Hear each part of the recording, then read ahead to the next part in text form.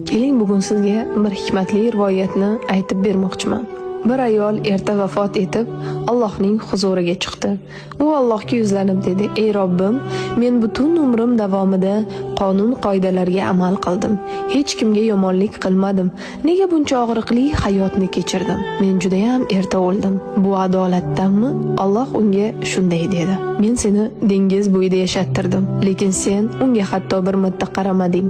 Men sening uying atrofiga butun dunyodagi eng go'zal gullar, daraxtlarni yaratdim. Lekin sen ularning hidini biror marta ham his etmading. Men sening atrofingga eng shirali mevali daraxtlarni ektirdim, lekin sen ularni yeganingda ham ularning lazzatini sezmading. Bilasanmi nega? Chunki sen butun e'tiboringni faqat o'zingdagi og'riqlarga, kimdir seni xafa qilgan paytlarga qaratarding. Sen yuragingni yomon xotiralar bilan to'ldirding va hayotingdagi faqat salbiy narsalarni ko'rar eding.